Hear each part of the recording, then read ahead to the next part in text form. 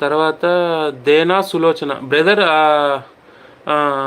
Your videos it gave very positive vibes to start a cloud kitchen.